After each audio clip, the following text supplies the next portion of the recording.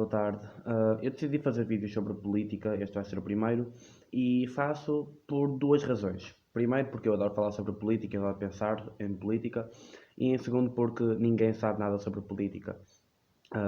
Vocês, na maior parte de vocês que estão a ver isto são jovens, são da minha idade, um pouco mais velhos, um pouco mais novos, e ninguém vos ensinou nada sobre política, a não ser que os vossos pais tenham algum interesse assim e vos tenham contado algo, ou se calhar só vos dão aquelas opiniões pouco informadas que a maior parte da população tem, ou pronto, depois há aquela pequena porcentagem como eu que, ei, olha, isto parece interessante e vai ver. De resto, as pessoas nem sequer aprendem, nem sequer ninguém lhes ensina como é que funciona a nossa República. A República é uma forma de governo. Toda a gente sabe o que é que significa República de Portugal, percebem? Mas não sabem o que é República. Então, neste primeiro vídeo é isso que eu pretendo abordar em principal. Vai ser a estrutura da política em Portugal, o que é política no geral também, e como é que é o espectro político, o que é afinal o espectro político, e um espectro significa um conjunto de possibilidades que algo pode ser, ou seja, a política em Portugal pode ser social-democracia, pode ser socialismo, pode ser liberalismo económico, pode ser conservadorismo, pode ser comunismo, pronto.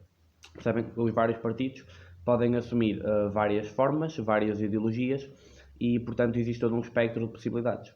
E existe uma coisa que é o mapa político, o espectro político, e que explica mais ou menos que ideologias é que se encontram em que sítio. Portanto, eu vou explicar isso também mais à frente. E no fim, vou também falar um bocado dos partidos que existem em Portugal, porque no fundo é isso que importa, é isso que eu quero que vocês saibam, que é como é que é a política em Portugal, quais são as vossas opções e que vocês depois possam. Vou deixar na descrição um link para o teste político, vocês basicamente dizem a vossa opinião em várias medidas, em vários assuntos, e ele diz-vos mais ou menos qual é a vossa ideologia. Agora, obviamente vocês não vão saber tudo, mas já têm à partida uma ideia daquilo que acham sobre a sociedade. Portanto, vocês podem pôr não sei em algumas perguntas e aquilo vai-vos dar uma certa resposta. E depois vocês podem ver se concordam com essa resposta ou se querem aprender mais ou whatever. Portanto, vai ser isso. Então, a estrutura da política em Portugal. A estrutura da política em Portugal é basicamente uma república democrática, ou seja, a república implica que existe um presidente da república e opõe-se à monarquia. Significa que o presidente, o chefe de Estado, é eleito pelo povo e não é eleito por Deus, por direito divino ou por hereditariedade. Não é o filho do rei. Pronto. E temos uma Constituição. A Constituição é a lei máxima de cada país, numa república, e diz-nos aquilo que deve ser a base da lei, ou seja, que todos os governos a cada mandato fazem leis, mas nenhuma dessas leis pode ir contra a Constituição. A Constituição, para ser alterada, precisa de uma maioria de cerca de 66%, portanto é muito difícil de alterar e é raro tentarem alterar porque só se altera a Constituição se acharmos que algo está bastante errado. Pronto, depois existe a divisão de poderes, como existem na maior parte dos sistemas, ou seja, o poder legislativo está na Assembleia da República, o poder executivo está no Presidente da República e o poder judicial está nos tribunais. Portanto, neste caso temos a hierarquia também dos tribunais, que é o Tribunal Supremo, o Tribunal Constitucional, e depois os tribunais das comarcas, etc.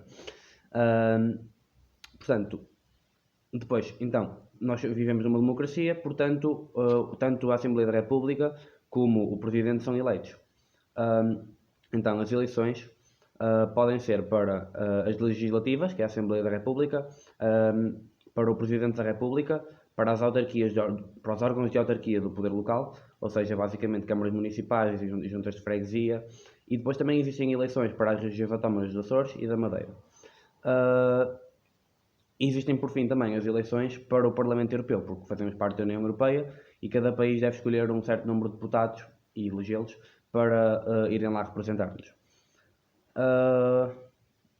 Pronto, as datas, já agora, para as eleições legislativas este ano são a 6 de outubro, está quase, e tem também a opção de 29 de setembro, se dia 6 de outubro não estiverem cá, podem consultar no site nos sites, ok, não sei, vou deixar na descrição, provavelmente da Comissão Nacional de Eleições, CNE, E pronto, podem consultar lá como fazer o voto antecipado se realmente quiserem dar a vossa contribuição para a sociedade, mas não possam estar presentes dia 6. E portanto, vão ser a 6 de outubro. Para o Presidente da República vai ser a janeiro de 2021, a marcar o dia. Para as autarquias vai ser a setembro ou outubro de 2021 e para as europeias de novo, tivemos em maio este ano, podem ser em maio ou junho de 2024. Portanto, existe um certo intervalo de mandato, de anos em cada mandato, e a cada mandato há novas eleições. Portanto, acho que em nível de estrutura eu podia elaborar muito mais, mas não quero que isto seja um livro, quero que isto seja compreensão básica. Depois temos o espectro político. O espectro político deve ser entendido como um mapa, e o mapa tem o eixo X e o eixo Y, ok? Então, no eixo X temos a liberdade económica ou o controle da economia, são os opostos. Então, eu estou a tentar perceber para que lado é que vai ficar a direita ou a esquerda no vídeo, mas pronto, a direita é a favor da liberdade económica, ou seja, o máximo possível da direita seria mercado livre, seria não existe nenhuma intervenção do governo no mercado. E o máximo da esquerda seria comunismo, seria os preços estão tabelados, seria está tudo regulado, só pode ser produzido aquilo que o governo quer, e no caso do comunismo até o governo a produzir porque os serviços são todos do governo, do Estado, das pessoas, whatever. E portanto, e depois existe todo esse meio, que é a esquerda no geral diz o Estado deve regular algumas coisas, deve meter alguns impostos para regular isto e aquilo, deve fazer algumas regras. E a direita diz, ok, o Estado deve regular muito menos coisas do que essas, ok? E deve haver mais liberdade para as empresas, deve haver mais liberdade nisto. E pronto, eles vão lutando sobre o que é melhor, sobre o que é melhor para a economia, o que é melhor para as pessoas, etc, etc, etc. E portanto, é toda essa luta. Depois, o eixo Y. Yeah. Basicamente, vocês podem ser de um partido de esquerda ou direita, ou então podem ser de um, podem ser de um partido de esquerda ou direita, ou seja, vocês têm uma posição económica, mas se calhar até podem ter uma posição social ou nível da liberdade individual que é igual. Vocês podem estar aqui, ok? Se calhar eu sou de esquerda aqui, direita aqui, ou de esquerda aqui, direita aqui. O que é que isto significa? Quanto mais para cima, vocês são a favor de mais autoritarianismo pelo Estado.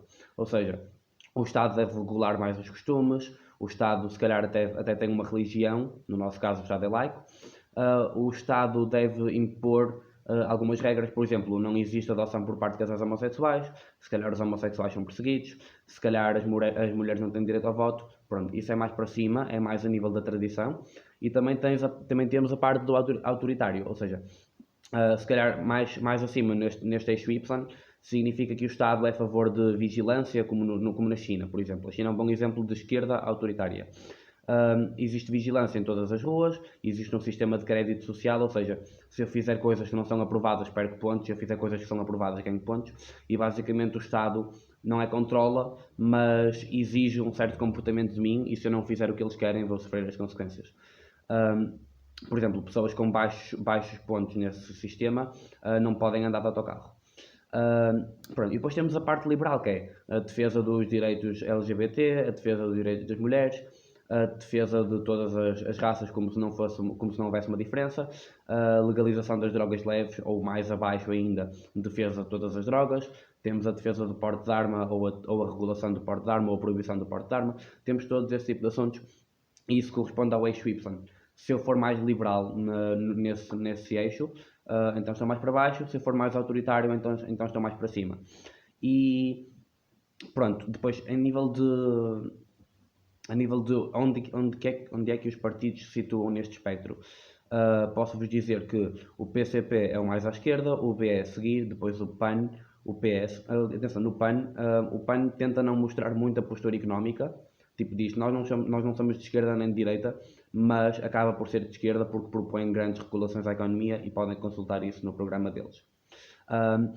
Depois temos o PS, o PSD, agora partidos mais pequenos temos na direita também a Aliança e o CDS, não, a Aliança e o Chega, e depois os grandes temos o CDS, o PSD costumava ser associado à direita, mas Rui Rio recentemente até disse que era social-democrata, e é o que está no nome, Partido Social-Democrata, só que eles andam ali a andar de um lado para o outro. O partido é de centro. E temos também um partido pequeno, a Iniciativa Liberal, que é o meu partido, sou militante, e basicamente a Aliança e o Chega defendem liberdade económica, defendem um Estado mais pequeno, e defendem mais liberdade para o indivíduo também, a Iniciativa Liberal mais que o Chega, e a Aliança é basicamente uma facção do PSD que é um bocado mais autoritária, mais a favor dos costumes, etc. Portanto, há uma misconception, como é que se diz em português? Um erro frequente que se faz, que é dizer, não, mas a extrema-direita é fascista e tal. Ok. Como é que eu vou explicar isto? Na altura da Revolução Francesa, quando se decidiram fazer cortes e parlamentos, etc., as pessoas, os lords, sentavam-se à direita, e os lords eram os mais a favor dos costumes, e mais a favor das ordens sociais da nobreza e do clero, etc. E os mais pobres, os de baixa classe, sentavam-se à esquerda e eram aqueles que queriam progresso, eram os progressistas, os liberais. Portanto, existe também essa versão de esquerda e direita, em que se associa a esquerda aos progressistas e a direita aos conservadores. Só que, como eu vos acabei de explicar, é uma coisa que a política é uma coisa que tem o eixo X e o eixo Y, e nesse sistema antigo só se tem o eixo X. Aliás, o eixo Y como se fosse o único eixo. E portanto, eu acho que é mais fácil utilizar este sistema, até porque agora temos todo o tipo de mapas com os partidos lá dentro, e portanto é muito mais fácil organizar assim. Mas pronto, quanto à extrema-direita, a extrema-direita acaba por ser a extrema-direita cá em cima, que é onde está, pronto, extrema-direita. Extrema autoritária de esquerda, temos, por exemplo, o Hitler, era National Socialism, portanto nazi, era aqui, centro-esquerda autoritária. Depois tínhamos a China de Mao, que foi comunista e foi super autoritária, era uma ditadura, portanto está no topo esquerdo. A União Soviética deve estar aqui mais ou menos quase em cima, mas não tão como Mao. Pronto. E depois temos à direita os neo-reacionários, os reacionários e todo o tipo de fascistas de direita económica. Portanto, existe toda essa confusão. Mas fascistas há na esquerda e há na direita, porque há fascistas, há ditadores de esquerda e há ditadores de direita. Salazar foi um ditador que até defendia mais ou menos a liberdade económica, só defendia o proteccionismo, mas ele era de direita na economia e era fascista. E depois tínhamos à esquerda, temos tipo todas as ditaduras comunistas e socialistas que houve, eram ditaduras na mesma, ninguém lhe chama extrema-direita, mas é fascismo. E pronto, agora, pronto, eu acho que por este vídeo está bom, já está um bocado longo. O próximo vídeo vai ser a análise do espectro económico, da parte económica do espectro.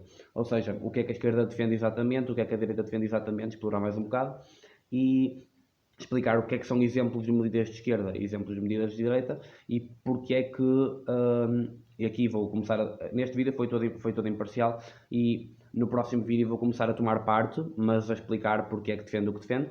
E vou explicar porque é que a liberdade económica é importante e deve ser um valor pelo qual lutamos, ou seja, devemos ser de direita.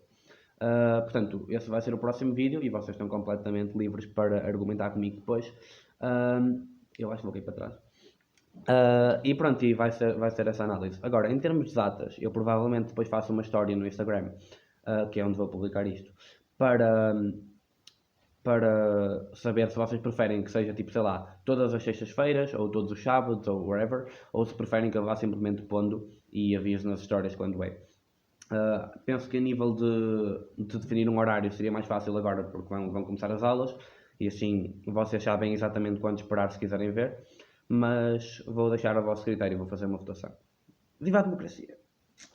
Pronto, então é isso. Eu vou deixar alguns links na descrição, como por exemplo o da CNE para vocês verem os calendários e como saberem como fazer o voto antecipado. Vou deixar o voto do Political Compass, que é o teste político, para vocês poderem fazer.